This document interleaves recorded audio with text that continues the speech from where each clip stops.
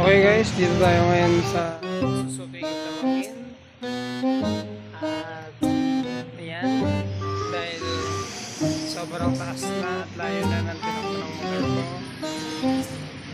ipaparefresh na natin siya at magpapalit tayo ng lining.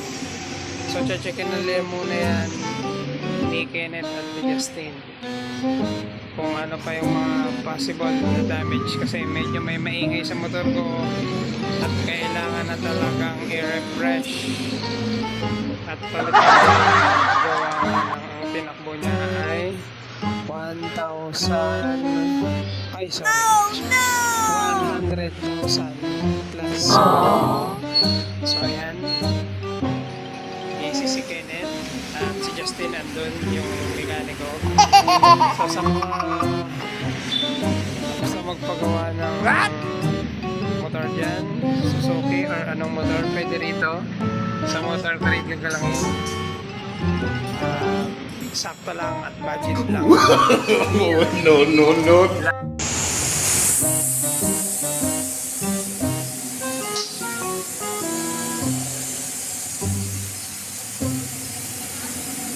$100K plus auto. Refresh, tsaka check ng lining. Clutch housing, check din. Ayan, ito mga naka R150 Fi. Si Justin yung ating mekaniko. Putol na to? So, anong problema? Wala na rin. Yan yung mga naririnig natin ng mga humuhuni sa ating motor. Ayun, sa kabila, si Kenneth. Yung mga mahilig magpagawa ng mga motor dyan, lalo na pag Suzuki R150 Fi. Dito na lang kayo sa Gagalangin.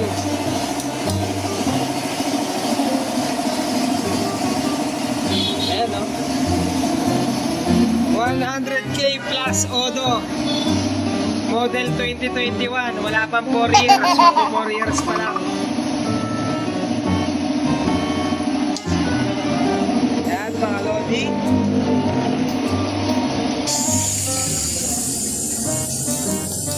Refresh po, refresh. Ayan. Wow! Shimishi.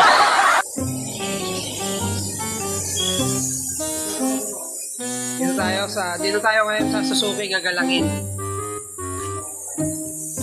Kompleto rin ang gamit nila. So hindi ka mag-aalangan na pumunta rito. Pero sa pyesa meron naman. Yung iba nga lang wala. Charot.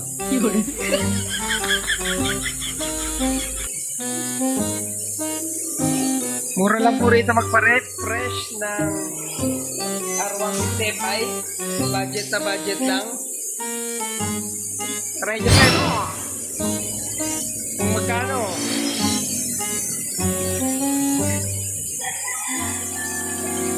So ayan, mag-position nyo lang sine-check. Ayan. Ayan po yung mga ginalaw. Yung aking clutch housing ay medyo may tama na, pero nagawa nila ng paraan. Medyo maalog na po yan, pero ngayon wala na. Nagawan po ng paraan. Yan. Mahal po ito kapag binili natin, kulang-kulang 5,000.